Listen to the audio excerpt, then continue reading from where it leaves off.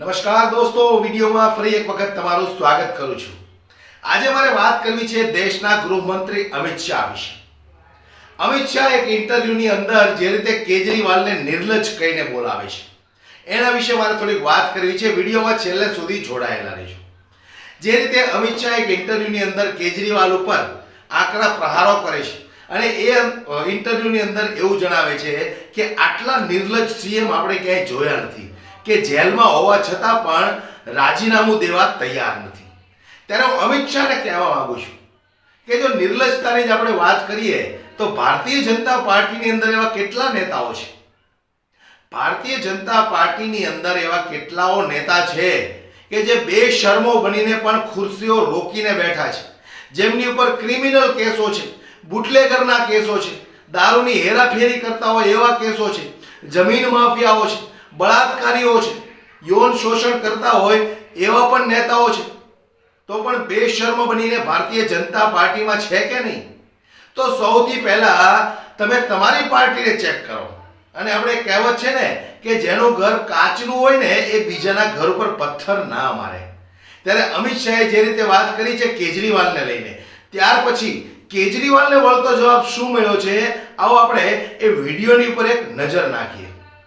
संविधान सभा ने ऐसे निर्लज्ज मुख्यमंत्री चुन कर आ जाएंगे जो जेल में जाने के बाद भी इस्तीफा नहीं देंगे।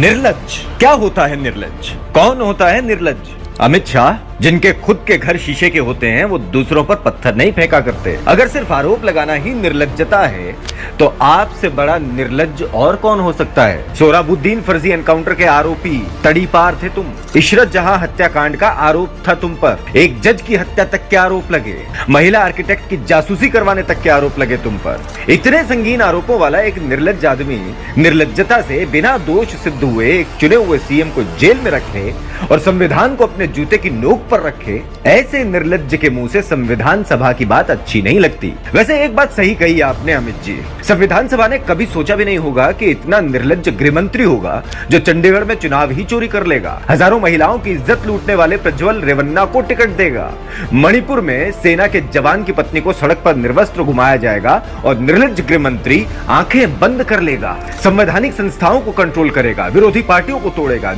निर्लज्जता से सरेआम विधायकों की खरीद फरोख्त करेगा, जहां हार गया वहां भी अपनी ही सरकार बनाएगा पूरी निर्लज्जता से। 2 करोड़ जनता के चुने हुए सीएम को सजेशन जेल में डालकर इस्तीफा मांग रहे हो ताकि सरकार गिराकर अपनी सरकार बना लो। धन्य है तुम्हारी निर्लज्जता की सीमा। सुनिए गृह मंत्री जी, दिल्ली की जनता सब समझ चुकी है आप और आपके मोटा भाई कितनी निर्लज्जता तक जा सकते हैं, इसलिए अब जवाब जनता खुद देगी। जेल का जवाब वोट से। તો હું ફરી એક વખત કહેવા માંગુ છું અમિત શાહને કે જે રીતે તમે એક સમયે તડીપાર રહી ચૂક્યા છો, આ તો અમારું ભારત દેશની જનતાનું દુર્ભાગ્ય છે કે અમને તમારા જેવા ગૃહમંત્રી મળ્યા છે કે જે એક સમયે તડીપાર રહી ચૂક્યા છે, જેમની ઉપર ઘણી બધી હત્યાઓ કરાવવાના આરોપ પણ લાગી ચૂક્યા છે। સામાન્ય વ્યક્તિની હત્યાની વાત હોય તો આપણે સમજી શકીએ, પણ એક જજની હત્યાનો પણ આરોપ તમારા ઉપર લાગી ચૂકેલો છે। એટલે કહેવાનો મારો મતલબ એ છે કે ભારતીય જનતા પાર્ટીના નેતાઓ નિર્લજ્જતાની, શર્મિંદગીની વાતો ન કરે તો સારું કહેવાય, કારણ કે પોતાની પાર્ટીની અંદર 52% કરતાં પણ વધારે નેતાઓ એવા છે કે જેમની ઉપર ક્રિમિનલ કેસો છે। એટલે સૌપ્રથમ આપણે આપણી પાર્ટીનું જોવું જોઈએ। આપણા ઘર કાચના હોય તો બીજાના ઘર ઉપર કોઈ દિવસ પથ્થર ના મરાય। હું કહેવા માંગુ છું ફરી એક વખત અમિત શાહને કે જે રીતે તમે કેજરીવાલ ઉપર આરોપ લગાવો છો ને કેજરીવાલના તો હજી આરોપ સાબિત પણ નથી થયા। કેજરીવાલ ઉપર જે આરોપો લાગ્યા છે એ આરોપો હજી સાબિત પણ નથી થયા। આ તો ખોટી રીતે એની પર કેસો કરીને એમને ફસાવવામાં આવ્યા છે। હજી સુપ્રીમ કોર્ટ પણ એવું કહે છે કે કેજરીવાલ પર જે આક્ષેપો લાગ્યા છે એ હજી સાબિત નથી થયા। એટલે ભારતીય જનતા પાર્ટી જલ્દીથી જલ્દી અમને સબૂત પેશ કરે। પણ ભારતીય જનતા પાર્ટીનું કામ છે કે જેટલી ઢીલાશ રાખીએ એટલો જાજો સમય અરવિંદ કેજરીવાલ જેવા ઈમાનદાર નેતાઓ જેલમાં રહે। આજ સુધીમાં તમે દોસ્તો ક્યારે જોયું છે કે ભારતીય જનતા પાર્ટીનો એક પણ નેતા કોઈ દિવસ 5 દિવસ પણ જેલમાં રહ્યો?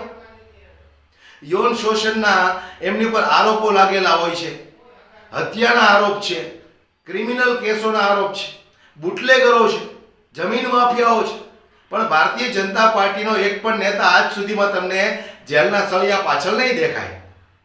તો હવે જાગો, હવે સમજો તમે આ પાર્ટીને કે શું કહેવા માંગે છે. વધુમાં વધુ આ વિડીયોને શેર કરો, દરેક લોકો સુધી આ વિડીયો પહોંચાડો, એટલે દરેક લોકોને ખ્યાલ આવે કે નિર્લજતા ભેરા નેતાઓ કઈ પાર્ટીમાં છે અને એ જ નેતાઓ કેવા ઈમાનદાર લોકો ઉપર આક્ષેપો લગાવે છે.